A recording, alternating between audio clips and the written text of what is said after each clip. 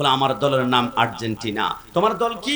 আমার দলের নাম হচ্ছে ব্রাজিল। আরে তুই একটাবার চিন্তা কর না, আমাদের মুসলমানদের একটা দল আছে, যে দলটা তৈরি করার জন্য রাসূল উহুদ রক্ত দিয়েছিল, বদর রক্ত দিয়েছিল, খন্দক রক্ত দিয়েছিল, রাতের বেলায় গুনাহে উম্মতের জন্য ইস্তেগফার করেছিল, নামাজ পড়েছিল।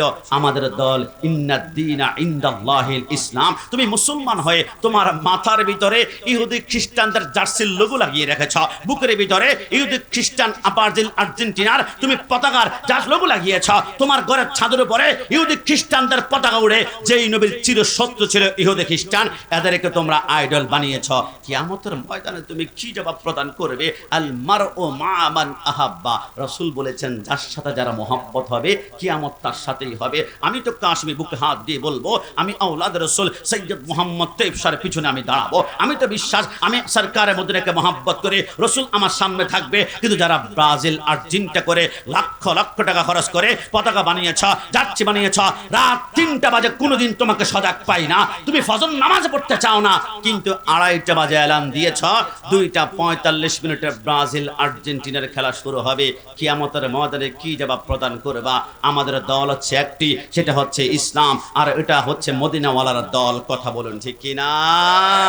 রব্বুল আলামিন ওই মদিনাওয়ালার দল আহলে বাইতের প্রেম অন্তর নিয়ে আমরা ইয়া আইয়ুহাল্লাযীনা আমানুত্তাকুল্লাহ হাক্কা তুকাতিহি ওয়া লা তামুতুন্না ইল্লা ওয়া আনতুম মুসলিমুন। মুসলমান হিসেবে মৃত্যুবরণ করতে পারে। আল্লাহ সবাইকে কবুল করুক। সবাই জবান খুলে উচ্ছ্বাস একবার বলি আমিন।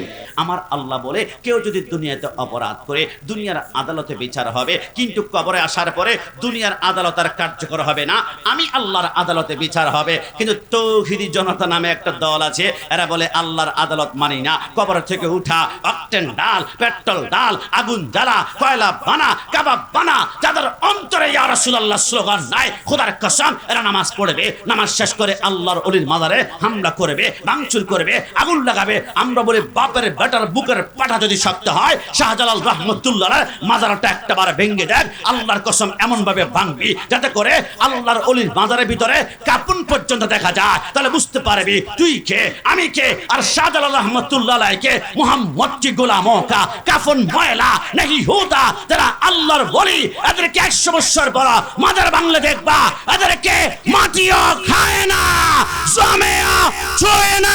ডানা হাত তুলে বলো ঠিক কিনা? আল্লাহ আকবার।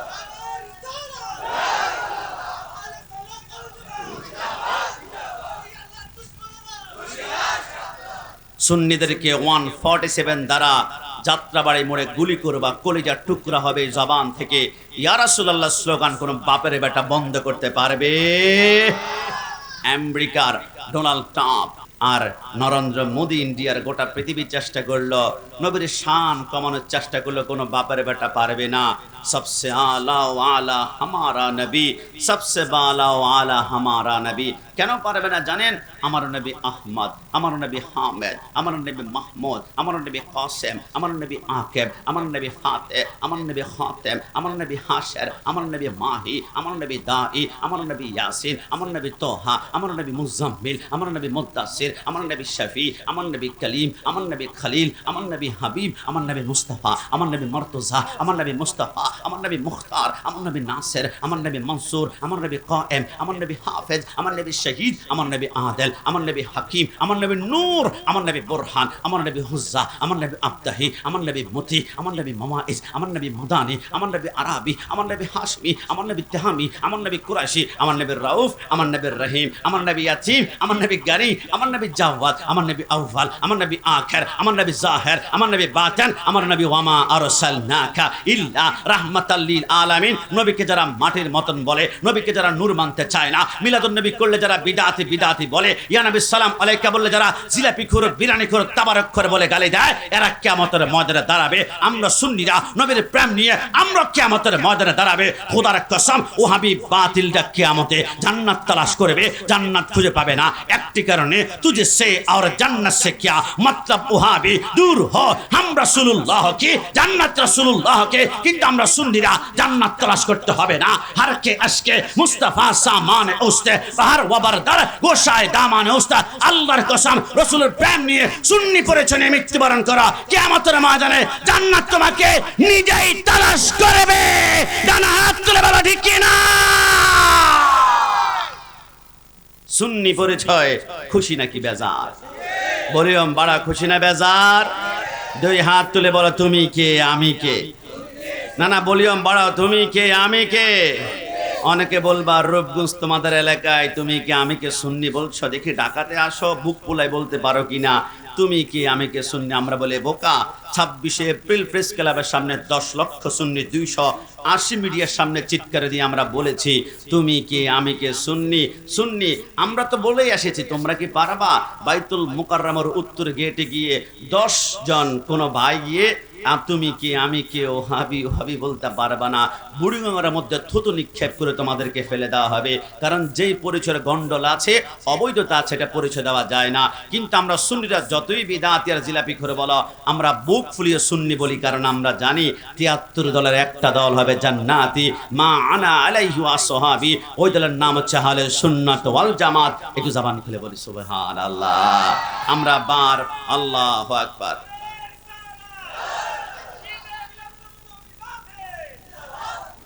নবী শাহে সেরিকুর সবাই জবান খুলে বলে মারহাবা। আজকে থেকে কথা আমাদের একটাই, নবীকে ভালোবাসি বলেই সুন্নিদের বড় অপরাধ। গুলি করলে মাথায় করিস, বুকে করিস না, বুকে মদিনাওয়ালা নবী ঘুমায়, কথা বলো ঠিক কিনা? ওই রাসূলুল্লাহর প্রেমে প্রথমে একটু গরম হয়ে গিয়েছি, এতে কি আপনারা আমারও খুব বেশি রাগ করেছেন? আর ধার মধ্যে যদি ধার না থাকে, সবজি কাটবেন কিভাবে আপনি? ইমান যদি ধারালো না হয়, তাহলে আপনার ইমান চুরি হওয়ার সম্ভাবনা রয়েছে। কারবালার মাস তো 3 দিন 4 দিন পরেই আসছে, হক বাতিলের পার্থক্য হবে। নামাজ তো ইয়াজিদ বাহিনীও পড়েছিল, হুসাইনকে তাড়াতাড়ি জবাই করো, আসরের নামাজের সময় চলে যাচ্ছে, ওইটাও নামাজ। আর সুন্নিদের নামাজও নামাজ, ওদের নামাজ ফাওয়াইলুল লিল মুসাল্লিন, জাহান্নামে নিক্ষেপ করবে। আর সুন্নিদের এক সেজদায় হুসাইনের সাথে আমাদেরকে জান্নাতে প্রেরণ করবে। একটু জবান খুলে বলি সুবহানাল্লাহ। দেখুন, লম্বা ছোট কথা বলা যাবে না। আজকের মাহফিলটা হচ্ছে আওলাদের রাসূল সৈয়দ মোহাম্মদ তৈয়ব শাহ রাহমাতুল্লাহর উস মুবারক, রাসূলুল্লাহর 40তম আওলাদের রাসূল, আলে বাইতের রাসূল, যিনাদেরকে সৈয়দ বলা হয়। আজকে থেকে লিখে রাখবেন, একজন সৈয়দ দুনিয়াতে যতক্ষণ পর্যন্ত বেঁচে থাকবে, আল্লাহ ততক্ষণ পর্যন্ত দুনিয়াতে কিয়ামত দিবেন না। সৈয়দ যতক্ষণ পর্যন্ত থাকবে, পৃথিবীর জমিনে সর্বশেষ যিনি সৈয়দ হবেন, যার জন্য কিয়ামত অপেক্ষা করবে, যিনি না আসা পর্যন্ত কিয়ামত চিন্তা করতে পারবে না আমি আসবো। ইনার বাবার নাম হবে আব্দুল্লাহ, মার নাম হবে আমিনা, আর তিনার নাম হবে ইমাম মাহদী আলাইহিস সালাম। একটু জবান খুলে বলি সুবহানাল্লাহ। আমি আহলে বাইতের প্রেম নিয়ে আপনাদেরকে কেন বলবো? আপনি বলবেন হুজুর নামাজ পড়ছি হয় না, রোজা রাখছি হয় না, হজ করছি হয় না, যাকাত দিচ্ছি হয় না, সব সময় হাত থেকে তাসবিহ সুবহানাল্লাহ, আলহামদুলিল্লাহ, আল্লাহু আকবার, আমল তো বহুত করছে। মোহাব্বত কি খুবই জরুরি? মোহাব্বত কি লাগবে? তাহলে একটা হাদিস আপনাকে শোনাবো। লাউ আন্না রাসূলান বিররুকনি ওয়াল মাকামি, সরকারে মদিনা বলে, একজন লোক কাবা শরীফের দরজার ভিতর দিয়ে ঢুকে কাবার মধ্যখানে দাঁড়িয়েছে, তার ডান পাশে মাকাম ইব্রাহিম আর বাম পাশে হচ্ছে হাজরা আসওয়াদ, মুখের ভিতর রোজা, আল্লাহু আকবার করে নামাজে দাঁড়িয়েছে।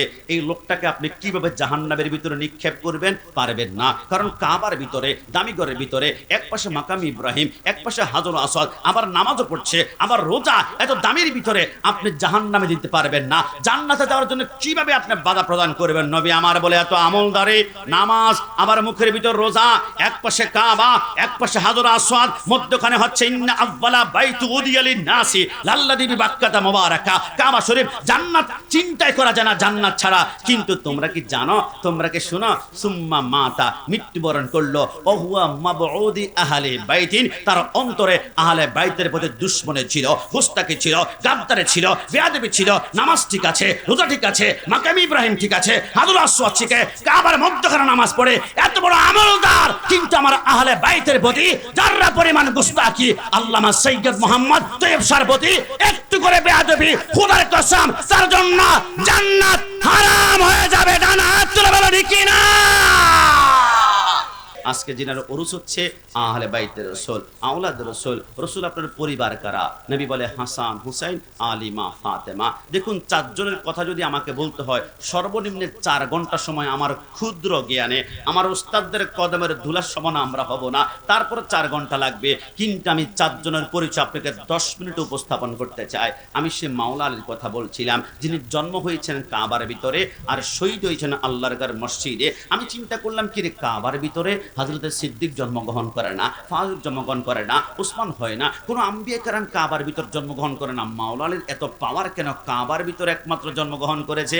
আমার আল্লাহ বলে, একটি কারণে, আমি দেখেছি আমার রাসূলের কন্যা হযরতে ফাতেমা দুনিয়াতে আগমন করবে, একটা পাত্রের সাথে বিবাহ দিতে হবে। দুনিয়ার জমিনে তোমাদের মেয়ে যদি হয় এমপি, তোমরা পাত্র চাও এমপি পরিবারের, মজুমদার হলে মজুমদার পরিবারের, খন্দকার হলে খন্দকার পরিবারের। তো আমি কি চাইবো না রাসূলুল্লাহর ঘরের সমকক্ষ দুনিয়াতে কোন ঘর আছে, ওই ঘর থেকে ফাতেমার জন্য পাত্র আনা হবে? দুনিয়ার সব রাজা বাদশা দেখলাম না, এইগুলা তো রাসূলুল্লাহর কদম মোবারকের ধুলা মোবারকের উসিলা পেয়েছে, এটা কখনো হতে পারে না। আমি দেখলাম তামাম দুনিয়াতে রাসূলুল্লাহর ঘরের সমকক্ষ একটা ঘর আছে, ওইটা হচ্ছে কাবা। এই জন্য ফাতেমার সন্তানকে আমি আল্লাহ আলীকে কাবার ভিতর জন্মগ্রহণ করিয়ে রাসূলের আজমতকে আমি আল্লাহ আরশের মাকামে নিয়ে গেলাম। জোরে বলি সুবহানাল্লাহ। আমি সে মাওলা আলীর কথা বলছিলাম। আপনি কি জানেন যার সম্পর্কে বিখ্যাত লাইন হচ্ছে লা ফাতা ইল্লা আলী, লা সাইফা ইল্লা জুলফিকার? আমি সে মাওলা আলীর কথা বলছিলাম। আমার সরকারে মদিনা দুনিয়ার জমিন থেকে পর্দা গমন করার আগে হিজরতের রাতে যখন মক্কার দিকে রওনা করবেন, রাসূল বলে, আলী, আমার ঘরের চারপাশে কাফেররা আমাকে ঘেরাও দিয়ে ধরেছে, একটু পরে কিন্তু আমাকে অ্যাটাক করতে আসবে। রাসূল, আপনি দেখছেন কিভাবে? নবী আমার বলে, তোমাদের চোখ হচ্ছে 2টা, কিন্তু আমি রাসূলুল্লাহর চোখ হচ্ছে 6টা। আমি সামনে যদি দেখি, পিছন দিয়ে 2 চোখ আছে। আর যখন আমার সব চোখ বন্ধ করে কলবের চোখটা খুলে দেয়, কাআন্নামা আনজুরু ইলা কাফি হাযিহি, আমি তামাম দুনিয়াকে আমার হাতের তালুর মতো দেখতে পাই। একটু জবান খুলে বলি সুবহানাল্লাহ। আমার রাসূল বলে, আলী, তুমি কি আমার এই বিছানার মধ্যে শুতে পারবা? মাওলা আলী বলে, রাসূল, যেখানে আপনার পিঠ লেগেছে ওইখানে যদি আমার পিঠ লাগে, জাহান্নাম কি কখনো টাচ করতে পারবে? আমার নবী বলে, শুয়ে পড়ো। মাওলা আলী শুয়ে পড়েছে। নুজাতুল মাজালিসের মধ্যে লেখে, আমার রাসূল হাতের মধ্যে এক মুষ্টি বালু নিয়ে, ওমা রামাইতা ইদ রামাইতা ওয়ালাকিন্নাল্লাহ রামা, নিক্ষেপ করলো। কাফেররা চোখের ভিতরে কসলাতে কসলাতে রাসূল বের হয়ে গেল। মাওলা আলী কম্বল মুড়ি দিয়ে শুয়ে আছে।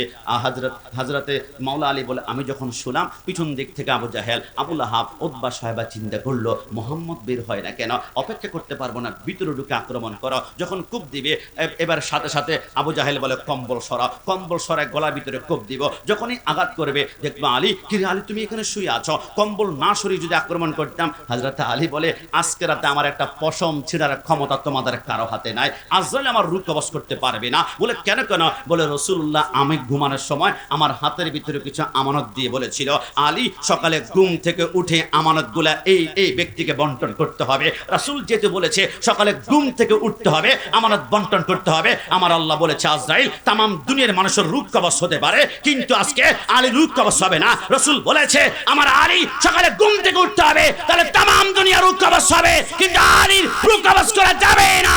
একটু জবান খুলে বলি সুবহান।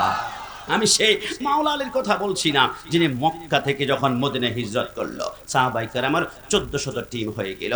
আমার রাসূল বলে, আলী, চলো মক্কা আমরা বিজয় করব, যেখান থেকে আমাদেরকে আঘাত করে বিতাড়িত করা হয়েছে। সাহাবায়ে কেরাম কি বলে জানেন? ফিদাকা আবি ওয়া উম্মি ওয়া রূহি ওয়া জাসাদি। নবী, আপনি বললে আমার মা ছাড়াবো, আমার বাবা ছাড়াবো, আমার শরীরের রক্তের কণিকা সব কুরবান করব, আপনি শুধু বলুন। নবী আমার বলে, চলো। 1400 সাহাবায়ে কেরাম রাসূলের পিছনে। রাসূল হাঁটতে হাঁটতে কাবার সামনে গিয়ে কাবার ভিতরে হুট করে ঢুকে, হাতের ভিতরে একটা আসার লাঠি ছিল, মূর্তি ভাঙতে ভাঙতে 360টা মূর্তির ভিতরে নবী আমার 359টা মূর্তি ভেঙে, হঠাৎ করে একটা মূর্তি লাগ পাচ্ছে না। আমার নবী বলে, আইনা আলীও, হে আলী তুমি কোথায়? লাব্বাইকা সাদাইকা রাসূলুল্লাহ। নবী কেন ডাকলেন? আমার নবী বলে, আলী, ওই যে উপরে মূর্তিটা লাগ পাচ্ছি না, তুমি আমার কাঁধে উঠে একটু মূর্তিটা ভেঙে দাও তো। মাওলা আলী মুস্কি হেসে বলে, নবী, আপনি মূর্তি লাগ পাচ্ছে না, আপনি আমাকে দেখাচ্ছেন, 1 কোটি বার দেখা দেখালো, আপনি আমাকে বিশ্বাস করাতে পারবেন না যে আপনি মূর্তি লাভ পাচ্ছেন না। কেন আলী? ইয়া রাসূলুল্লাহ, আপনি মূর্তি লাভ পাচ্ছেন এটা কেমন কথা? নবী,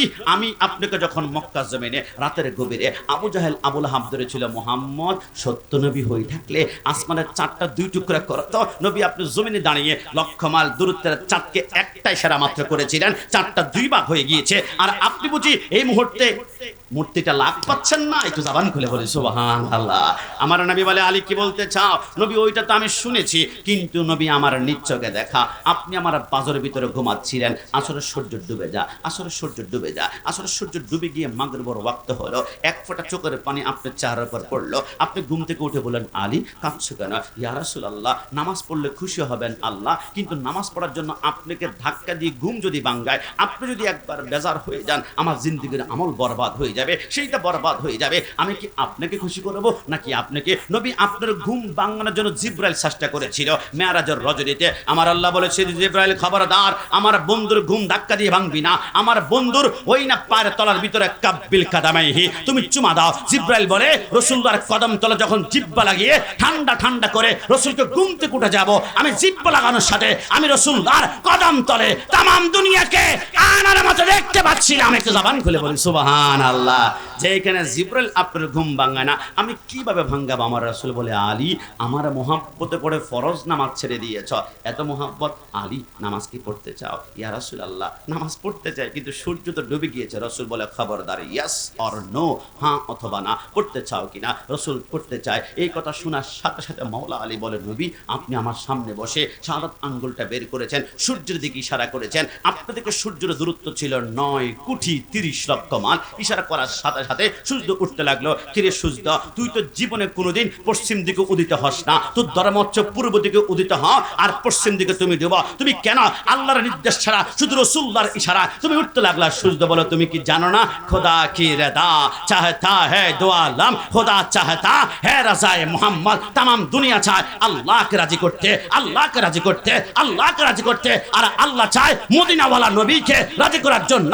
তো রাসূল ইশারা করেছে, আমি যদি এখন উঠে যাই, আল্লাহ আমার উপর রাজি হয়ে যাব, আর আমি সৃষ্টির অন্যতম শ্রেষ্ঠ একজন নবী প্রেমিক হয়ে যাবে। একটু জবান খুলে বলি সুবহানাল্লাহ।